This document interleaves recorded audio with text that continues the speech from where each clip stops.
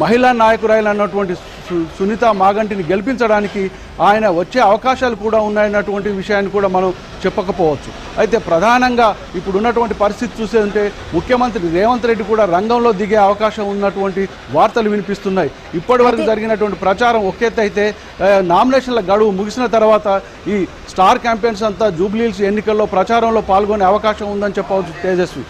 అయితే శ్రీనివాస్, ఇక్కడ మనం చూసినట్లయితే జూబ్లీహిల్స్ లో జరుగుతున్నది ప్రధాన ఎన్నికలు కాదు, ఉప ఎన్నిక జరుగుతుంది.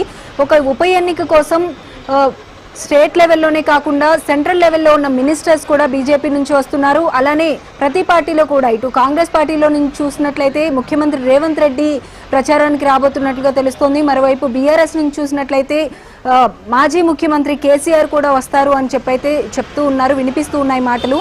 సో ఏ విధంగా చూడొచ్చు అంటారు? ఇంత స్ట్రాంగ్గా ఎందుకు నిర్ణయం తీసుకుంటున్నారు? ఇంత స్ట్రాంగ్గా క్యాంపెయిన్ జరపాలి అని చెప్పి ఎందుకు అనుకుంటున్నారు? ముఖ్యంగా ఇది జూబ్లీహిల్స్ ఉప ఎన్నిక అయినా కూడా త్వరలో జరిగేటువంటి గ్రేటర్ హైదరాబాద్ మున్సిపల్ కార్పొరేషన్ ఎన్నికలు ఉన్నాయి. అదేవిధంగా స్థానిక సంస్థలు లోకల్ బాడీ ఎన్నికలు కూడా ఉన్నాయి. జూబ్లీహిల్స్ ఎన్నికల ఫలితాల ప్రభావమే ఇటు జిహెచ్ఎంసీ కార్పొరేషన్ ఎన్నికల మీద పడుతుంది, అదేవిధంగా లోకల్ బాడీ ఎన్నికల మీద కూడా పడుతుంది అనేటువంటి ఉద్దేశంతోనే అన్ని రాజకీయ పార్టీలు జూబ్లీహిల్స్ ఉప ఎన్నికలను ప్రతిష్టాత్మకంగా తీసుకుంటున్నాయని చెప్పవచ్చు. జూబ్లీహిల్స్లో ఎవరైతే గెలుస్తారో ఆ గెలుపు ప్రభావం మిగతా పార్టీల మీద పడుతుంది. ముఖ్యంగా కాంగ్రెస్ అధికారంలో ఉంది కాబట్టి కాంగ్రెస్ అభ్యర్థి గెలిస్తే మిగతా ఎన్నికల్లో కూడా కాంగ్రెస్ విజయ అవకాశాలు మెరుగయ్యే అవకాశం ఉంది. అదేవిధంగా ఒకవేళ బీఆర్ఎస్ పార్టీ అభ్యర్థి గెలిస్తే అధికార పార్టీ యొక్క ప్రజా వ్యతిరేక విధానాలకు ప్రజలందరూ పూర్తిగా వ్యతిరేకంగా ఉన్నారు, ప్రజల తీర్పు బీఆర్ఎస్ వైపే ఉందన్నటువంటి మెసేజ్ ప్రజలకు వెళ్తుంది. అటు అధికార పార్టీ మీద కూడా ఒత్తిడి పడే అవకాశం ఉందని చెప్పవచ్చు. బీజేపీ కూడా తన బలాన్ని పెంచుకోవడానికి జిహెచ్ఎంసీ ఎన్నికల్లో మేయర్ స్థానాన్ని కొట్టాలంటే జూబ్లీహిల్స్ ఎన్నికల్లో విజయం సాధిస్తే తప్ప రేపు జరిగేటువంటి జిహెచ్ఎంసీ కార్పొరేషన్ ఎన్నికల్లో తమ గెలుపు సునాయాసంగా ఉండదు.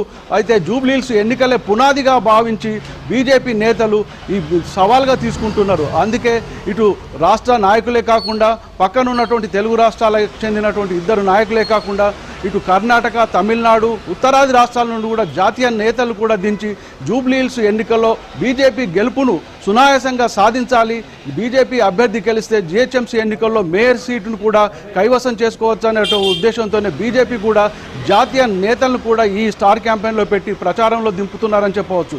ఇక ఈ మూడు పార్టీలు ప్రధానంగా జూబ్లీహిల్స్ ఎన్నికలను ఒక సెమీఫైనల్గా భావించి ఈ ఎన్నికల్లో విజయం సాధిస్తే తాము మిగతా లోకల్ బాడీ ఎన్నికల్లోనూ అదేవిధంగా జిహెచ్ఎంసీ ఎన్నికల్లో విజయం సాధించాలనేటువంటి లక్ష్యంతోనే పెద్ద ఎత్తున ప్రచారానికి దిగుతున్నట్లు మనం భావించవచ్చు తేజస్విని. అయితే శ్రీనివాస్, ఇక్కడ జూబ్లీహిల్స్ ఉప ఎన్నికలో మనం చూసినట్లయితే గతంలో కూడా ఎప్పుడైనా ఉప ఎన్నికలు జరిగినట్లయితే కనుక ఒక పర్సన్ అక్కడ ఉన్న ఎమ్మెల్యే చనిపోయినప్పుడు ఉప ఎన్నిక జరిగితే మ్యాక్సిమం వీలైనంత వరకు సింపతి గురించి అయినా సరే అక్కడ ఉన్న ఆ ఫ్యామిలీ నుంచి ఎవరైనా నిలబడితే మ్యాక్సిమం వాళ్ళకే ఓట్లు పడే అవకాశాలు ఉంటాయి. అంతేకాకుండా మిగిలిన పార్టీల వాళ్ళు కూడా వీలైనంత వరకు వాళ్ళ క్యాంపెయిన్ అనేది కొంచెం తగ్గించుకోవడానికే చూస్తూ ఉంటారు. ఒకవైపు వాళ్ళ వైపు సింపతి చూపిస్తూ కూడా మేము తగ్గుతున్నాము అనే ఉద్దేశాన్ని కూడా చూపించే పరిస్థితులు మనం గతంలో చూసాం ఇటువంటి సిచ్యువేషన్స్లో. సో ఇప్పుడు ఎందుకు ఇంత స్ట్రాంగ్గా ఉన్నారు? అటువైపు ఏమాత్రం కూడా సింపతి చూపించకుండా ప్రతి పార్టీ కూడా చాలా స్ట్రాంగ్గా ఉంది. ఏ విధంగా చూడొచ్చు అంటారు?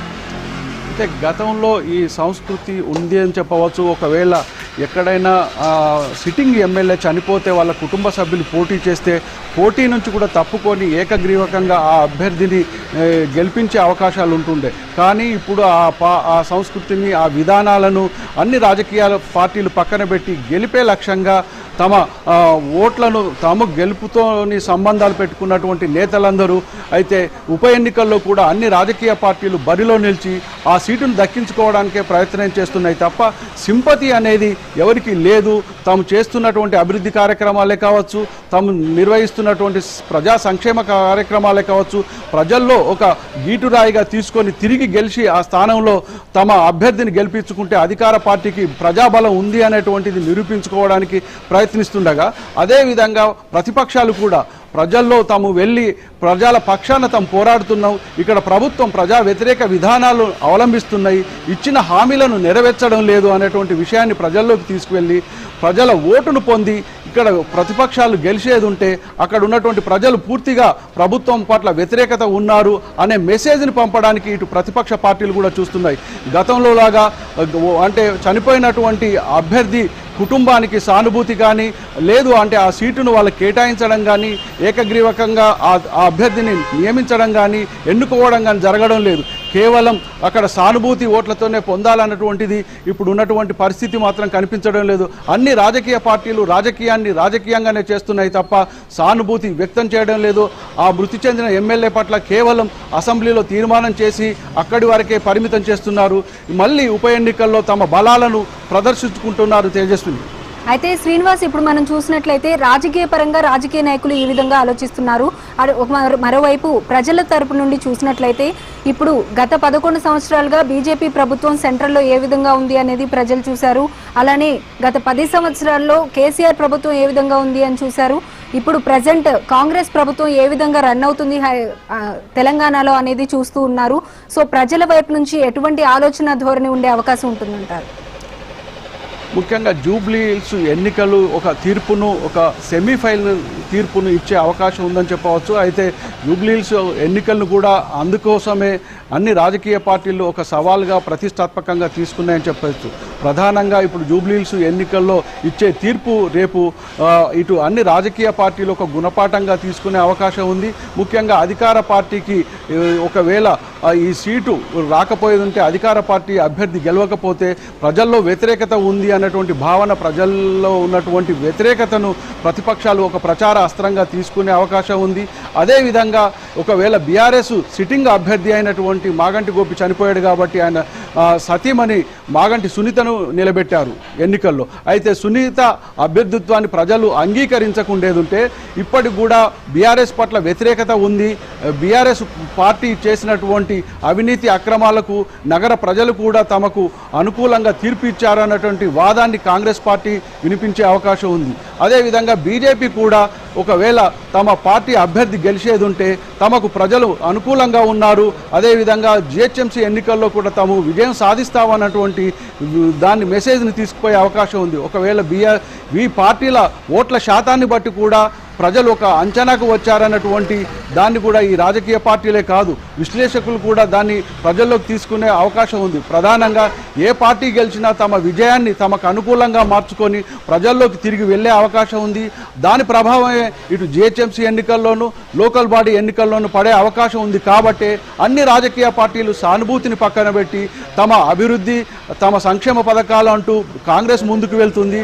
అదేవిధంగా ఇచ్చిన హామీలు నెరవేర్చడం లేదు, గత ఎన్నికల్లో చేసినటువంటి వాగ్దానాలు నెరవేర్చడం లేదన్నటువంటి విషయాన్ని ఇటు బీఆర్ఎస్ ఇటు బీజేపీ కాంగ్రెస్ విమర్శిస్తూ ప్రజల్లోకి వెళ్తున్నాయి. మొత్తంగా జూబ్లీ హిల్స్ ఎన్నికల ప్రభావం మాత్రం ఇటు ప్రజల మీద పడడమే కాకుండా ఇటు రాజకీయ పార్టీల మీద పడుతుంది.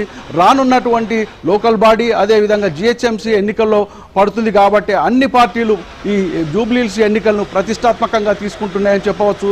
అందులో భాగంగానే దాదాపుగా 120 మంది స్టార్ క్యాంపెయిన్లు అన్ని పార్టీలకు చెందినటువంటి పెద్ద నాయకులు జాతీయ నాయకులు ముఖ్యంగా పార్టీ అధినేతలు ముఖ్యమంత్రులు కూడా ఈ జూబ్లీ హిల్స్ ఎన్నికల్లో ప్రచారానికి రావడానికి సిద్ధంగా ఉన్నారని చెప్పవచ్చు తేజస్విని.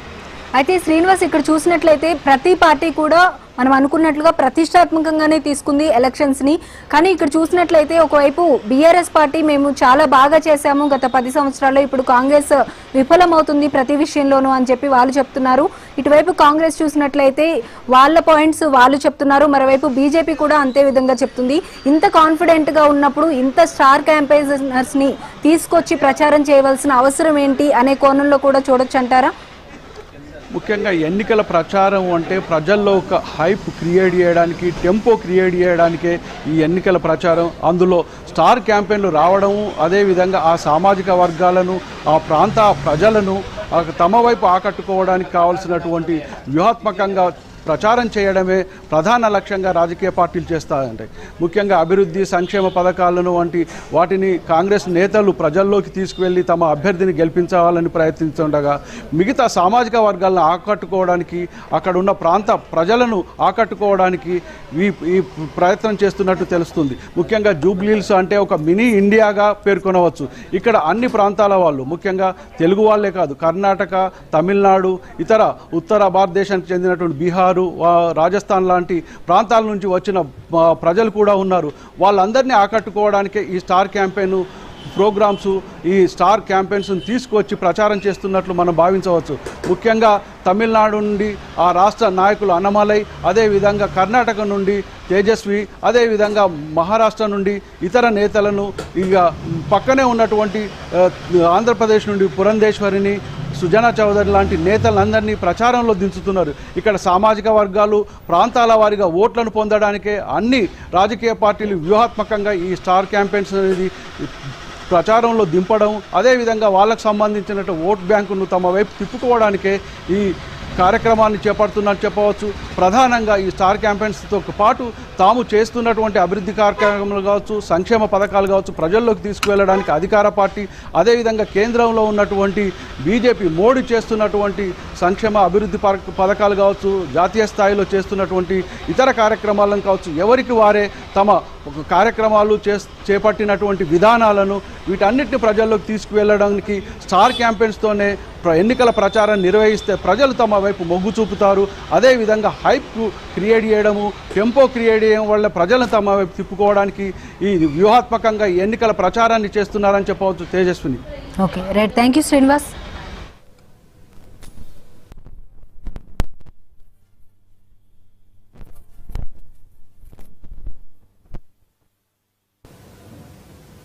కడప సెంట్రల్ జైలులో వైఎస్ వివేకానంద